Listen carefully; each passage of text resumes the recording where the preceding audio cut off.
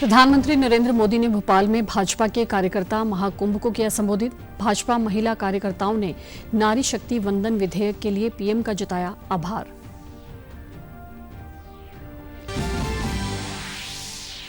मुख्यमंत्री मनोहर लाल ने यमुनानगर के पांजुपुर में 500 बेड के गुरु तेग बहादुर साहिब मेडिकल कॉलेज एवं अस्पताल का किया भूमि पूजन एवं शिलान्यास। आरएमपी डॉक्टरों की सेवाएं लेने की घोषणा। किसानों के मसीहा एवं पूर्व उप प्रधानमंत्री व पूर्व मुख्यमंत्री चौधरी देवीलाल की जयंती पर मुख्यमंत्री, उप मुख्यमंत्री और बिजली मंत्री ने श्रद्धांजलि की अर्पित। और सर्बिया में हुई विश्व कुश्ती चैंपियनशिप में 53 किलोग्राम भार वर्ग में पदक जीतकर स्वदेश लौटी प्रदेश की पहलवान अंतिम पंघाल का परिजनों ने किया जोरदार स्वागत।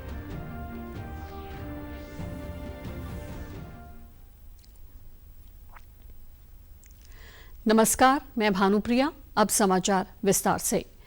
प्रधानमंत्री नरेंद्र मोदी मध्य प्रदेश के भोपाल में आयोजित भाजपा के कार्यकर्ता महाकुंभ में शामिल हुए। उन्होंने पार्टी कार्यकर्ताओं को संबोधित किया। एकात्म मानववाद के प्रणेता पंडित दीनदयाल उपाध्याय की जयंती पर आज ये महाकुंभ आयोजित किया गया। संसद से नारी शक्ति वंदन विधेयक के पारित होने पर भाजपा की महिला कार्यकर्ताओं ने संसद और विधायिका में महिलाओं को 33% आरक्षण सुनिश्चित किए जाने के लिए प्रधानमंत्री को धन्यवाद किया। प्रधानमंत्री ने कहा कि 20 सालों से मध्य प्रदेश में भाजपा का शासन रहा है और इस दौरान राज्य में विकास के ढेरों काम हुए हैं। पीएम ने कहा कि कांग्रेस और उसके सहयोगी दलों ने मजबूरी में महिला आरक्षण से जुड़े विधेयक का समर्थन किया।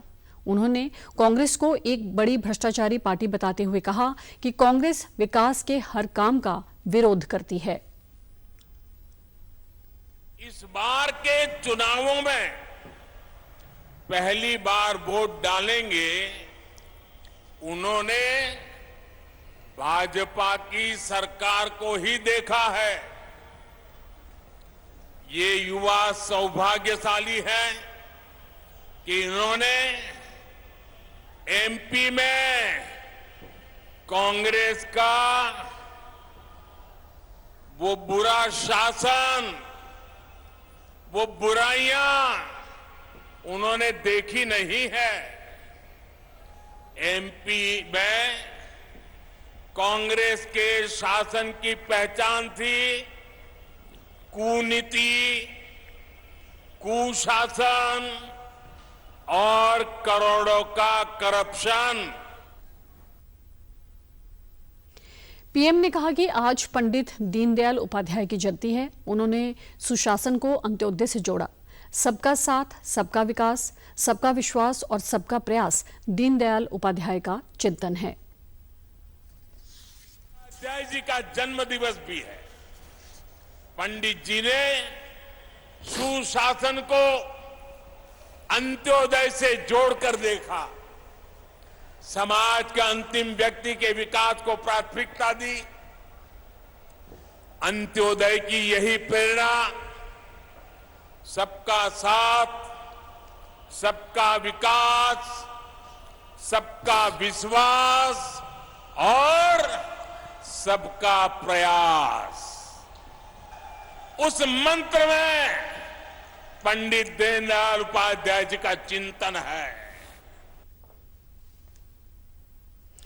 मुख्यमंत्री मनोहर लाल ने आज यमुनानगर के पांजुपुर में गुरु तेग बहादुर साहिब मेडिकल कॉलेज एवं अस्पताल का भूमि पूजन एवं शिलान्यास किया। इस अवसर पर हरियाणा के शिक्षा मंत्री कंवरपाल गुर्जर, स्वास्थ्य विभाग की सचिव सुमिता मिश्रा सहित अन्य गणमान्य उपस्थित रहे। इस मौके पर मुख्यमंत्री ने कहा कि इसमें 500 बेड का अस्पताल, एक नर्सिंग कॉलेज और एक फिजियोथेरेपी कॉलेज होगा। आधुनिक तकनीक से बनने वाले इस अस्पताल में लोगों को बीमारी के इलाज के लिए बाहर नहीं जाना पड़ेगा। उन्होंने कहा कि लोगों को बेहतर स्वास्थ्य सेवाएं प्रदान करने के लिए प्रदेश सरकार अनेक कदम उठा रही है। प्रदेश के सभी लोगों के स्वास्थ्य की जांच की जा रही है। इसके अलावा सरकार ने गरीब लोगों के लिए अनेक योजनाएं लागू की हैं। साथ ही सीएम ने घोषणा की कि हरियाणा में पंजीकृत चिकित्सक प्रैक्टिशनरों को हेल्थ केयर के माध्यम से ट्रेड करवाकर उनकी भी सेवाएं ली जाएंगी। नई योजना शुरू की हरियाणा में, उस योजना का नाम है निरोगी हरियाणा। और निरोगी हरियाणा में हर व्यक्ति का एक मेडिकल हेल्थ चेकअप ये हो जाए, इसकी ओर आगे बढ़ रहे हैं। पहले चरण में जिनकी आय 1,80,000 रुपए साल की परिवार की आय है अर्थात बीपीएल में है, ऐसे सब लोगों का टेस्ट, जिनकी संख्या आबादी है 1,41,00,000, इन सब का टेस्ट करने के आगे बढ़े हैं। चाहे उसमें स्कूल हो, कॉलेज हो या कोई भी बीमारी लेकर के व्यक्ति हॉस्पिटल में जाता किसी एक इलाज के लिए तो भी उसके सब टेस्ट वहाँ करवाते हैं। अभी तक सिर्फ 21 लाख लोगों के हम टेस्ट कर पाए हैं। बड़ा काम है। इसमें अपने जितना भी इंफ्रास्ट्रक्चर है सरकारी के उपयोग करेंगे ही। हम योजना बना रहे हैं कि इसमें प्राइवेट लैब जो हमारी लैब टेस्टिंग जो टेस्टिंग लैब होती हैं पैथ लैब्स, उनका भी उपयोग करेंगे, प्राइवेट हॉस्पिटल के साथ ही मिलेंगे ताकि आने वाले 1.5 साल के अंदर 1,41,00,000 का टारगेट पूरा कर सके। इस ओर आगे बढ़ रहे हैं। वहीं स्वास्थ्य विभाग की सचिव सुमिता मिश्रा ने बताया कि इसमें मेडिकल कॉलेज, फिजियोथेरेपी कॉलेज भी खुलेगा। आधुनिक सुविधाओं वाले इस अस्पताल में सभी तरह की सुविधाएं उपलब्ध होंगी। हमारे लिए एक आधुनिकतम फैसिलिटी होगी जो पूरे यमुनानगर ज़िले में मैं समझती हूँ कि यहाँ के लोगों के लिए एक state of the art medical facility उपलब्ध होगी इस मेडिकल कॉलेज के ज़रिए।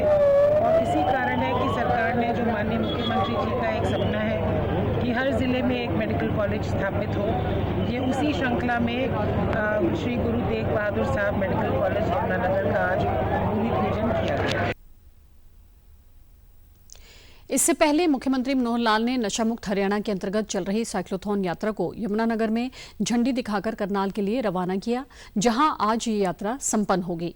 इस अवसर पर मुख्यमंत्री ने कहा कि नशे का कारोबार करने वालों पर सरकार सख्त से सख्त कार्रवाई कर रही है। साथ ही हमें युवाओं को भी जागरूक करना होगा ताकि वे नशे की तरफ न जाएं और राष्ट्र निर्माण में अपना महत्वपूर्ण योगदान दें। सीएम ने युवाओं के साथ साइकिल चलाकर नशे से दूर रहने का संदेश दिया।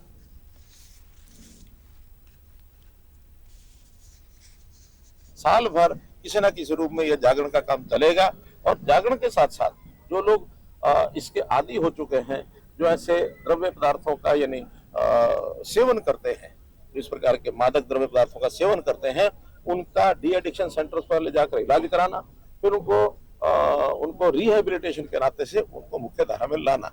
और साथ ही जो चेन सप्लाई है, जो लोग तस्करी करके और इन चीजों को सप्लाई करते हैं, उनका अपना एक बहुत बड़ा मैं गैंग कहूंगा, वो गैंग है, बहुत बड़ा गिरोह है।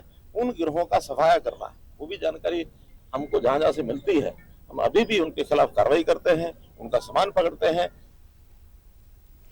मुख्यमंत्री ने कहा कि साइक्लोथॉन यात्रा करीब 2000 किलोमीटर की यात्रा पूर्ण करेगी। इस साइक्लोथॉन यात्रा में कुल 1 लाख से अधिक प्रतिभागियों ने साइकिल चलाई है और लगभग 4 लाख लोग इसमें शामिल हुए हैं।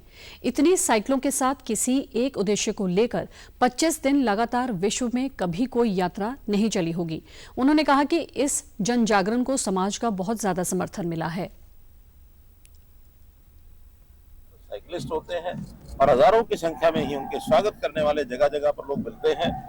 जो इस पूरे का अभी हमने हिसाब लगाया है, वो एक ऐसी साइक्लोथॉन हुई है, मुझे लगता है अगर कोई इसको नोट कर रहा होगा विश्वव्यापी रिकॉर्ड के लिए, तो निश्चित रूप से एक विश्व रिकॉर्ड बनेगा। 25 दिन की यात्रा किसी एक विषय को लेकर, ड्रग फ्री हरियाणा, नशा फ्री हरियाणा, नशा मुक्त हरियाणा, इस विषय की जागरूकता के लिए कुल 1978 किलोमीटर आज साइकिल तक पूरा करेगी।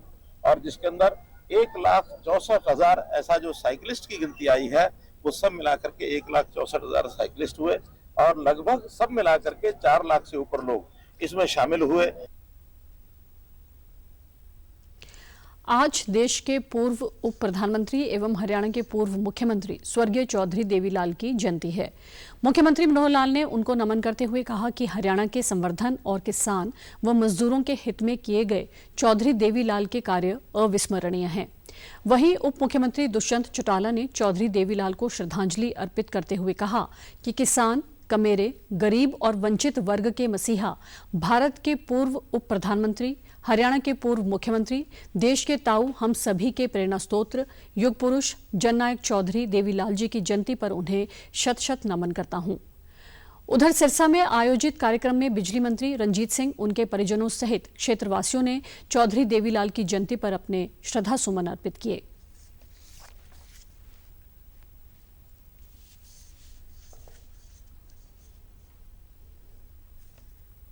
चौधरी देवीलाल की 110वीं जयंती है और लोगों ने उन्हें बहुत ऊंचा, मतलब देश के सबसे ऊंचे पद तक लोगों ने पहुंचाया।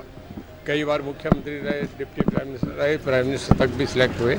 एक गांव के आम किसान आदमी को पूरे हरियाणा और देश के लोगों ने वहाँ तक पहुँचाया। उनके लिए लोगों की भावना है, श्रद्धा है, पूरे देश में मनाया जाता है। मैं क्योंकि हर साल घर में करता हूँ, लोगों को उनके जो दिवस होता है चौधरी देवीलाल का जयंती, उस पर लोगों को भोजन करवाता हूँ। मेरे ख्याल में 10-15 हज़ार आदमी इस दिन आते हैं। आप देख रहे हैं बाहर भीड़, सब भोजन करके जाते हैं। इनकी स्मृति दिवस में अब भी फरवरी में बहुत बड़ा आयोजन करूँगा, जिसमें 1 लाख से भी ज़्यादा भीड़ होगी। अभी तय नहीं है कि सिरसा करूँ, हिसार करूँ, और उसमें मुख्यमंत्री जी होंगे, मैं आऊँगा, और एक देश का बड़ा नेता आएगा, कोई भी आए, प्रधानमंत्री आए या गृह मंत्री जी आए, वो बहुत बड़ी रैली करूँगा। सर्बिया में आयोजित हुई विश्व कुश्ती चैंपियनशिप में कांस्य पदक जीतकर स्वदेश लौटी पहलवान अंतिम पंघाल का दिल्ली हवाई अड्डे पर परिजनों द्वारा जोरदार स्वागत किया गया। अंतिम की मां ने आरती उतारकर व मुंह मीठा करवाकर बेटी के सुनहरे भविष्य की प्रार्थना की। हिसार स्थित घर पहुंचते ही अंतिम ने आगामी प्रतियोगिताओं की तैयारियों के लिए अकादमी में फिर से अभ्यास शुरू कर दिया है। इस प्रतियोगिता में पदक जीतने के साथ ही अंतिम ने पेरिस ओलंपिक के लिए क्वालिफाई कर लिया है। हमारे संवाददाता ने अंतिम से विशेष बातचीत की। इस जीत के मायने क्या है अंतिम आपके लिए, क्योंकि बहुत बड़ी जीत मानी जा रही है आपकी ये? इस जीत के मायने सर मेरे लिए नहीं, पूरे देश के लिए हैं। जब मैं बाउट लड़ रही थी तो मैं सेमीफाइनल बाउट हार गई थी। उससे पहले किसी का भी कोई भी मेडल नहीं आया था, तो मैं यही सोच के लड़ी थी कि वे पूरे देश के लिए मुझे ये मेडल जीतना होगा। वे ब्रॉन्ज के बाउट में मैंने पूरी जान लगाई थी। वे अभी तक किसी का भी मेडल नहीं आया, तो मुझे मेडल लेके ही जाना है। आप एकमात्र महिला पहलवान हैं जिन्होंने अभी तक कुश्ती में पेरिस ओलंपिक का कोटा हासिल किया है। हाँ, जो 2024 में ओलंपिक गेम होने वाले हैं उसमें मेरा क्वालिफाई हुआ है, और जो सीनियर वर्ल्ड चैम्पियनशिप हुई थी उसमें 53 kg में हुआ है, और वहाँ पे मेरा ब्रॉन्ज मेडल आया था। तो उससे पहले किसी का भी ओलंपिक क्वालिफाई नहीं हुआ था, और ये पहला ही कंपटीशन था जिससे ओलंपिक क्वालिफाई होने वाला है। आज से पहले किसी ने भी सीनियर वर्ल्ड चैम्पियनशिप में या फिर जो 2022 में हुआ था, 20 में हुआ था, क्वालिफाई हुआ था वर्ल्ड चैम्पियनशिप, उसमें किसी का भी मेडल नहीं आया था।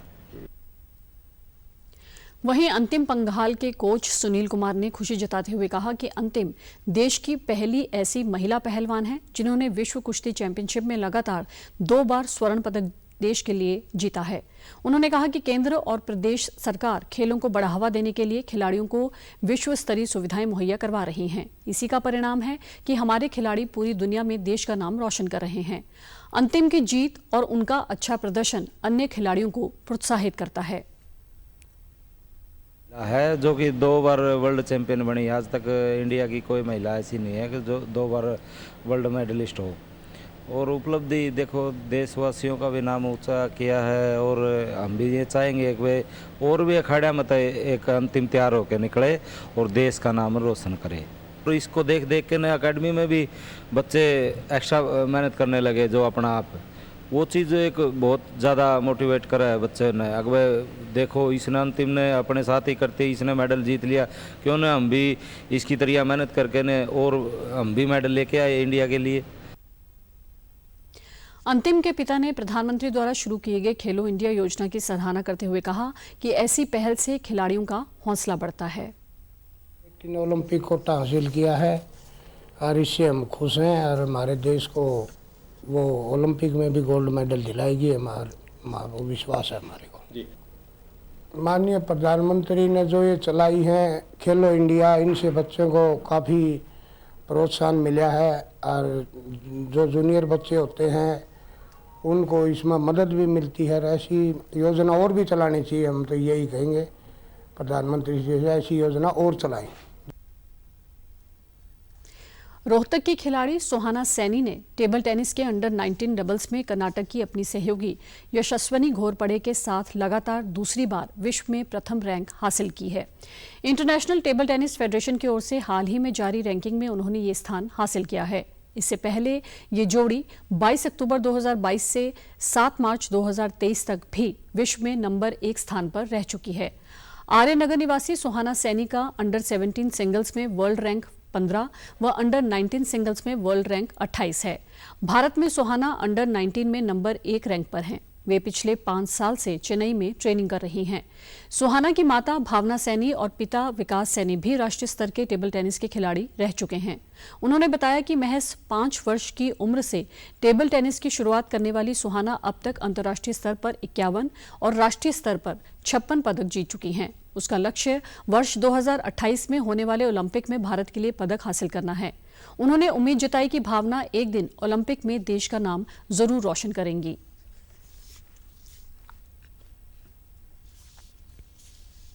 नेशनल टूर्नामेंट उसने पहली बार जीता था बैंकॉक में और ये बहुत ही प्रेस्टिजियस टूर्नामेंट था। हमें बिल्कुल उम्मीद नहीं थी कि सुहाना मेडल लेके आएगी, मतलब बिल्कुल तो क्या, कोर ऑफ द हार्ट भी हमें नहीं लग रहा था कि ये बच्चा मेडल लेके आएगा। तो उसने सबसे पहले जो हमें आश्चर्यचकित किया था वो बैंकॉक में अंडर 13 में उसका ब्रॉन्ज आया था। वो उसकी फर्स्ट इंटरनेशनल ग्राउंड पे अचीवमेंट थी। भी हमारा लक्ष्य है कि सुहाना 2028 में ओलंपिक्स में पार्टिसिपेट करे, देश के लिए मेडल लाए। और रिसेंटली अभी नवंबर में वर्ल्ड चैंपियनशिप है, जूनियर वर्ल्ड चैंपियनशिप है, तो उसमें डबल्स में गोल्ड आए और सिंगल्स और टीम का मेडल आए। हमें बहुत उम्मीदें हैं अपनी बेटी से, क्योंकि नेचुरली है, कोई भी बच्चा मेहनत करता है तो माँ बाप को उम्मीद बन जाती है।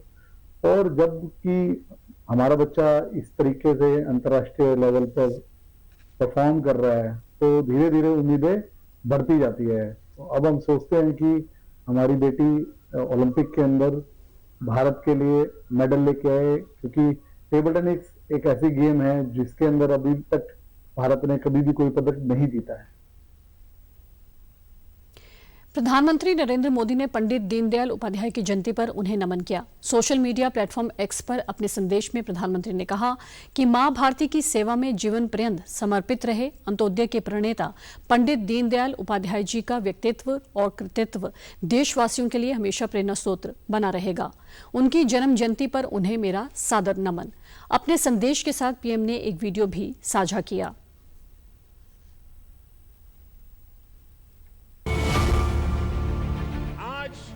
पंडित दीनदयाल उपाध्याय जी की जन्म जयंती है। मुझे पंडित दीनदयाल जी के दर्शन करने का सौभाग्य नहीं मिला, लेकिन उनका स्मरण, उनके बताए हुए रास्ते, उनका दर्शन, उनका चिंतन और उनका जीवन भी प्रतिपल हमें पावन भी करता है, प्रेरणा भी देता है, ऊर्जा से भर देता है। दीनदयाल जी ही थे जिन्होंने भारत की राष्ट्रनीति, अर्थनीति, समाज नीति, राजनीति, इन सभी पहलुओं पर भारत के अथाह सामर्थ्य के हिसाब से तय करने की बात बड़ी मुखरता से कही थी, लिखी थी। उन्होंने संगठन आधारित राजनीतिक दल का एक पर्याय देश पर खड़ा किया। पंडित जी ने जिस विचार बीज से फाउंडेशन तैयार किया था, उसी का परिपाक है कि आज विपक्ष से यात्रा विकल्प तक हम विश्व के सामने प्रस्तुत कर पाए। समय ने सिद्ध किया है कि दीनदयाल जी का विजन कितना दूरगामी था।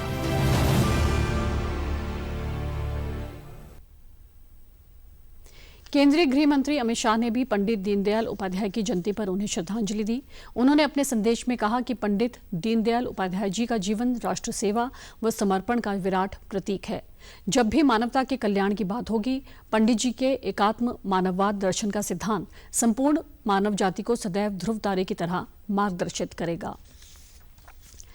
रक्षा मंत्री राजनाथ सिंह ने आज गाजियाबाद में भारतीय वायुसेना के हिंडन एयरबेस पर 2 दिवसीय भारत ड्रोन शक्ति 2023 का उद्घाटन किया। भारत ड्रोन शक्ति 2023 में 75 से अधिक ड्रोन स्टार्टअप और कंपनियों की सक्रिय भागीदारी देखी जा रही है। इसमें केंद्र सरकार, राज्य विभागों, सार्वजनिक और निजी उद्योगों, सशस्त्र बलों, अर्धसैनिक बलों और मित्र देशों के प्रतिनिधियों सहित लगभग 5000 प्रतिभागियों के शामिल होने की उम्मीद है। भारत ड्रोन शक्ति 2030 तक वैश्विक ड्रोन केंद्र बनने की भारत की प्रतिबद्धता को बढ़ावा देगा।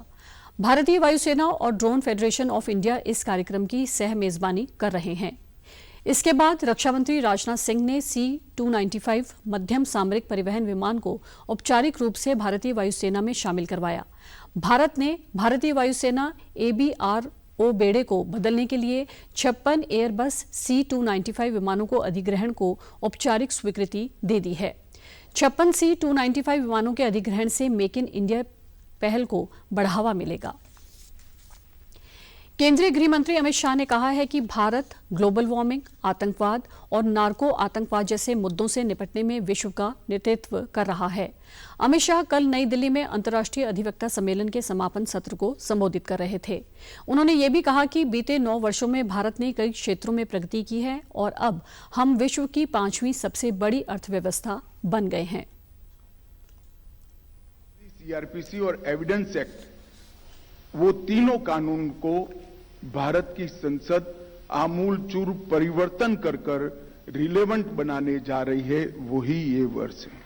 33% महिलाओं की हिस्सेदारी कानून बनाने की प्रक्रिया में हमारी विधानसभाओं में और हमारी लोकसभा के अंदर सुनिश्चित करने का कानून भी अभी हमारे संसद के दोनों सदनों ने पारित किया है।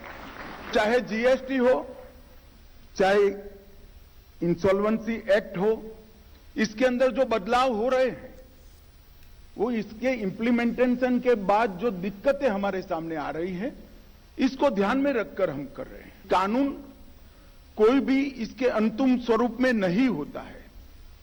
समय के साथ और इम्प्लीमेंटेशन के साथ जो दिक्कतें आती हैं उसको बदलना चाहिए और उसको स्वीकारना भी चाहिए।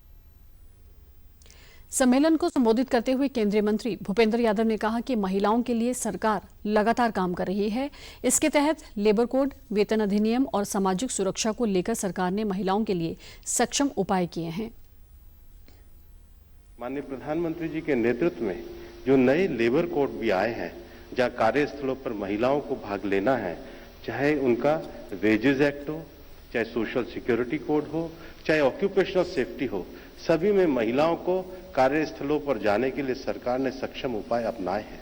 उसके साथ ही साथ कार्य करने वाली महिलाओं के लिए मैटरनिटी बेनिफिट से लेकर के जो नया साइंटिफिक एडवांसमेंट के कारण हम आजकल मेडिकल टेक्नोलॉजी में जो सैरोगेसी का विषय देखते हैं, उस पर भी सरकार प्रोग्रेसिव लॉ लाई है। अंतर्राष्ट्रीय अधिवक्ता सम्मेलन का उद्देश्य कानूनी विषयों पर चर्चा और सार्थक संवाद के लिए एक मंच प्रदान करना था। मुख्यमंत्री मनोहर लाल ने कल चंडीगढ़ में हरियाणा गौ सेवा आयोग एवं पशुपालन विभाग के अधिकारियों के साथ समीक्षा बैठक की। इस दौरान उन्होंने कहा कि पंचायती जमीन पर गौशाला चलाने के इच्छुक सामाजिक व धार्मिक संस्थाओं के साथ समझौता ज्ञापन करें। मुख्यमंत्री ने कहा कि पशुपालन विभाग राज्य के 100% पशुधन का टैगिंग करवाना सुनिश्चित करें ताकि अन्य राज्यों के पशुओं की पहचान हो सके। केंद्र सरकार को भी पत्र लिखा जाएगा कि सभी राज्यों को दिशा निर्देश दें कि वे अपने अपने राज्यों के पशुओं की टैगिंग करवाएं। सीएम ने कहा कि पहले चरण में गुरुग्राम, हिसार, सिरसा, भिवानी, करनाल और पानीपत जिलों को आवारा पशु मुक्त बनाने के लिए अभियान चलाया जाएगा। उन्होंने कहा कि लोगों को भी प्रेरित करना होगा कि गौवंश जब दूध देना बंद कर देता है तो वे उसे खुला ना छोड़े बल्कि गौशालाओं में देकर जाएं। गौशालाएं ऐसे पशुओं की देखभाल करेंगी। गौशालाओं की मॉनिटरिंग के लिए पशुपालन विभाग मुख्यालय स्तर पर एक मॉनिटरिंग सेल का गठन करे। इसके अलावा अतिरिक्त गौवंश रखने की पेशकश करने वाली गौशालाओं को विशेष ग्रांट दी जाएगी। बैठक में मुख्यमंत्री को जानकारी दी गई कि प्रति पशु चारे के लिए सालाना 7,000 रुपये गौशालाओं को दिए जाते हैं। हरियाणा के 91 गौशालाओं से आयोग को प्रस्ताव मिले हैं कि वे अतिरिक्त गौवंश रखने को तैयार हैं। पलवल डॉक्टर भीमराव अंबेडकर राजकीय महाविद्यालय पलवल में आज जिला स्तरीय रोजगार मेले का आयोजन किया गया। फरीदाबाद एवं पलवल जिले की करीब 41 कंपनियों ने इसमें भाग लिया और 3,000 युवाओं ने अपना पंजीकरण करवाया है। केंद्रीय ऊर्जा एवं भारी उद्योग राज्य मंत्री कृष्णपाल गुर्जर ने करीब 1500 युवाओं को नियुक्ति पत्र प्रदान किए। केंद्रीय राज्य मंत्री ने कहा कि भारत दुनिया का सबसे युवा देश है। हमारे देश की 65% आबादी युवा है। देश के युवाओं के हाथों में हुनर देने का काम मोदी सरकार ने किया है। प्रधानमंत्री ने युवाओं को स्किल प्रदान करने के लिए कौशल विकास मंत्रालय बनाया है और पलवल के दुधौला गांव में देश की पहली स्किल यूनिवर्सिटी श्री विश्वकर्मा कौशल विश्वविद्यालय खोला गया है। उन्होंने कहा कि स्टार्टअप इंडिया केंद्र सरकार की एक प्रमुख पहल है, जिसका उद्देश्य देश में स्टार्टअप और नए विचारों के लिए एक मजबूत पारिस्थितिकी तंत्र का निर्माण करना है, जिससे देश का आर्थिक विकास हो एवं बड़े पैमाने पर रोजगार के अवसर उत्पन्न हो। यहाँ पर रोजगार मेला आयोजित किया है और मुझे उम्मीद है कि शाम तक लगभग 3000 से अधिक बच्चे उसमें रजिस्ट्रेशन कराएंगे और उम्मीद ये है कि जिस तरह की डिमांड आ रही है कंपनियों से लगभग आधे बच्चों को आज ऑफर लेटर यहाँ पर मिल जाएगी। और वे देखिए, ये देश युवाओं का देश है जिसकी 65% आबादी युवा है और देश के यशस्वी प्रधानमंत्री नरेंद्र मोदी जी ने सरकार बनने के बाद युवाओं के हाथ में हुनर देने के लिए, स्किल देने के लिए अलग से अपना कौशल विकास मंत्रालय बनाया, जिसके माध्यम से पूरे देश में युवाओं को ये हुनर देने का काम मोदी सरकार कर रही है। लाखों युवाओं को हुनर देकर उनको रोजगार देने का काम किया। भारत में कभी 2014 से पहले 100 स्टार्टअप होते थे, आज जिनकी संख्या बढ़कर 1 लाख हो गई है, ये बहुत बड़ी बात है। नियुक्ति पत्र पाने वाले युवाओं को रोजगार मेले में साक्षात्कार के बाद नियुक्ति पत्र मिला है। सरकार की ये एक अच्छी पहल है। इस तरह के आयोजन लगातार होने चाहिए ताकि युवाओं को अधिक रोजगार मिल सके।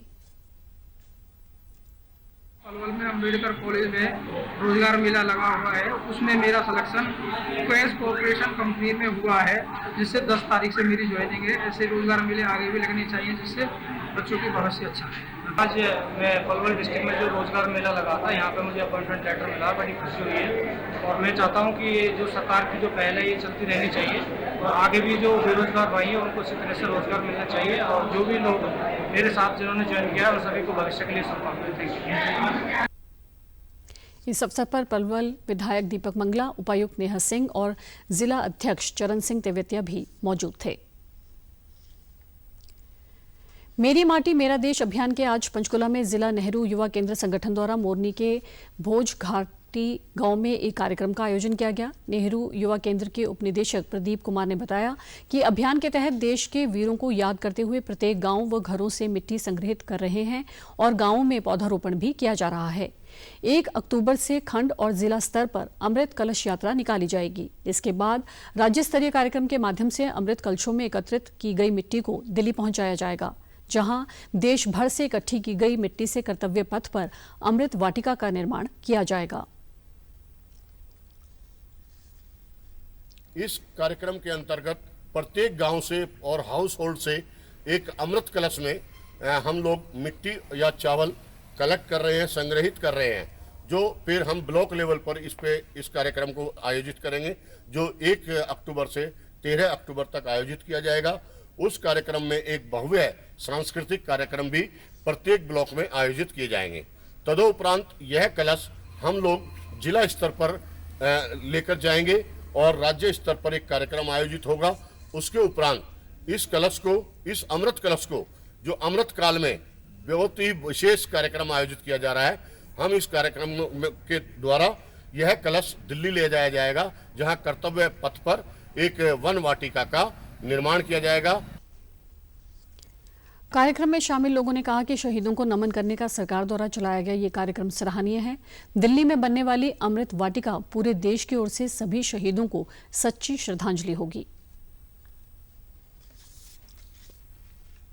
जैसा कि हम सबको विदित है, हम लोग छोटे छोटे गांवों के, कस्बों के घरों से मिट्टी कलेक्ट करके देश की राजधानी तक पहुंचाएंगे। तो इसी क्रम में मैं और मेरे आईटीबीपी के साथियों के साथ में गांव वालों का सहयोग करने के लिए आज पहुंचे हुए हैं और इस मुहिम में हम भी एक देश की जिम्मेदार आर्म्ड फोर्सेस होने के नाते गांव वालों के साथ कदम बढ़ाकर और देश के इस महान कॉज के भागीदार बन रहे हैं।